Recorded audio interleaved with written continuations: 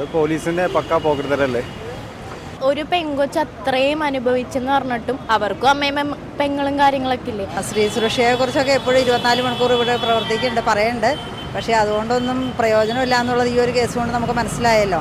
പെൺകുട്ടികളുടെ അമ്മമാരും അച്ഛന്മാരാണ് ഇതിൽ പകുതി കൾപ്രിറ്റ്.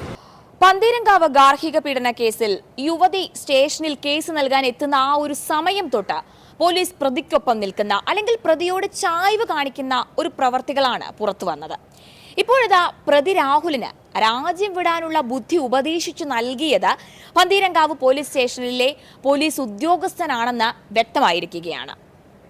കേരളത്തിന് ഒരിക്കൽ കൂടി അപമാനമാകുന്ന അല്ലെങ്കിൽ നമ്മുടെ ധാർമ്മിക രോദനത്തിന്റെ നാളുകൾക്കാണ് പന്തീരങ്കാവ് പോലീസ് വഴിവെച്ചിരിക്കുന്നത്. പുട്ടിന്റെ പീര പോലെ സ്ത്രീ സുരക്ഷ എന്ന ഉച്ചത്തിൽ ഓതുന്ന സർക്കാരിന്റെ പോലീസിന്റെ പ്രവൃത്തികൾ കേരളത്തിന് തന്നെ അപമാനമാകുകയാണ്. നാടിന് കാവലാളാകേണ്ട നിങ്ങളോടൊക്കെ ഇത്തരം പ്രവർത്തികൾ അല്ലെങ്കിൽ നാടിന് കാവലാളാകേണ്ട നിങ്ങളുടെയൊക്കെ ഇത്തരം പ്രവർത്തികൾ ഓർക്കുമ്പോൾ തന്നെ ലജ്ജ തോന്നുകയാണ്. ഈ ഒരു വിഷയത്തിൽ എന്താണ് ജനങ്ങൾക്ക് പറയാനുള്ളത് എന്ന് നമുക്ക് കേൾക്കണ്ടേ? ജനങ്ങൾക്കരികിലേക്ക്.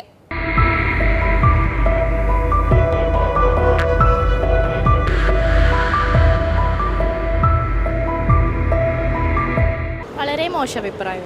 കാരണം ഒരു പെങ്കൊച്ച് അത്രയും അനുഭവിച്ചെന്ന് പറഞ്ഞിട്ടും അവർക്കും അമ്മയും പെങ്ങളും കാര്യങ്ങളൊക്കെ ഇല്ലേ. അത്ര അനുഭവിച്ചെന്ന് പറഞ്ഞിട്ട് അവരിത് സില്ലിയായിട്ട് എടുക്കണമെങ്കിൽ അത് വളരെ മോശമാണ്. കാരണം ഞാനും ഒരു പെണ്ണാണ്, ഞാനും കല്യാണം കഴിച്ചത് തന്നെയാണ്.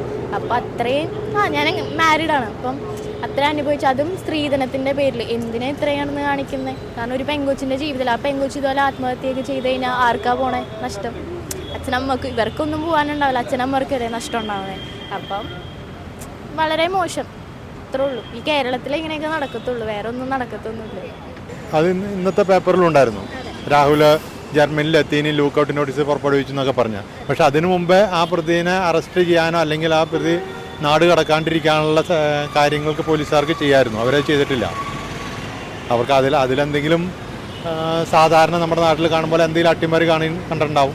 ഒരുപക്ഷെ പോലീസിന് ഈ ലേഡി വന്ന് പറഞ്ഞപ്പോൾ പോലീസിന് ഒരുപക്ഷെ വിശ്വസിച്ചിട്ടുണ്ടാവില്ല ഇങ്ങനെയൊക്കെ പ്രശ്നങ്ങളുണ്ടെന്നുള്ള. കാരണം തട്ടിപ്പും ഒരുപാട് നടക്കുന്നുണ്ട്. അങ്ങനെ കൃത്യമായിട്ട് നമുക്ക് എന്താണെന്ന് പറയാം. ഏതായാലും പൊതുജനം ആ എരയുടെ ഒപ്പം തന്നെയായിരിക്കും, അതിൽ സംശയമൊന്നുമില്ല. ഓക്കെ. സ്ത്രീ സുരക്ഷയെ കുറിച്ചൊക്കെ എപ്പോഴും 24 മണിക്കൂർ ഇവിടെ പ്രവർത്തിക്കുന്നുണ്ട്, പറയുന്നുണ്ട്. പക്ഷേ അതുകൊണ്ടൊന്നും പ്രയോജനമില്ല എന്നുള്ളത് ഈ ഒരു കേസ് കൊണ്ട് നമുക്ക് മനസ്സിലായല്ലോ. അതാണ്. അപ്പോൾ നമുക്കെതിരെ എന്ത് ഇതുള്ള പ്രശ്നങ്ങൾ വന്നാലും അതിനെതിരെ പോലീസ് ഒരു നടപടി ഒരിക്കലും സ്വീകരിക്കാറില്ല. അത് പോലീസിന്റെ പക്കാ പോക്കറ്റല്ലേ. പോലീസ് ഒരു സ്ത്രീക്ക് നൽകേണ്ട ഒരു സംരക്ഷണം കൊടുത്തില്ല എന്ന് തന്നെ പറയാം. ഇതിന് വേണ്ടിയിട്ട് എനിക്ക് കാശിൻ്റെ പുറകെ പോയി എന്നും പറയാം. കാശ് കൊടുത്ത് ആയിരിക്കും അവൻ കടന്നു പോയത്, അല്ലാണ്ട് പോലീസ് അറിയാണ്ട് കടന്നു പോകാൻ ഒരിക്കലും സാധിക്കില്ലല്ലോ.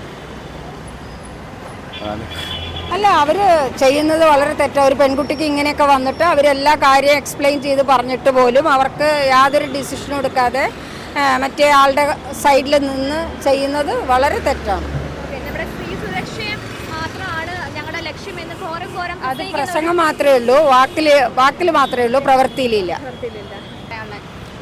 തികച്ചും അപലപനീയമായിട്ടുള്ള നടപടികളാണ്. കാരണം വെച്ചിട്ടുണ്ടെങ്കിൽ സ്ത്രീ സുരക്ഷയെ പറ്റി ഏറ്റവും കൂടുതൽ വാചാലരാകുന്ന ഭരണകൂടം തന്നെ അങ്ങനെയുള്ള ഒരു സാഹചര്യത്തിൽ പെടുന്ന പ്രതിയെന്ന് സംശയിക്കപ്പെടുന്ന ആരോപിക്കപ്പെടുന്ന ഒരാളെ രക്ഷപ്പെടാനായിട്ട് അവസരം ഉണ്ടാക്കി കൊടുക്കുക എന്ന് പറഞ്ഞാൽ ഉദ്യോഗസ്ഥന്മാരുടെ തലത്തിൽ നിന്നാണെന്നുണ്ടെങ്കിലും ഭരണകൂടത്തിൻ്റെ തലത്തിൽ നിന്നാണെങ്കിലും തെറ്റായ നടപടികൾ തന്നെയാണ്.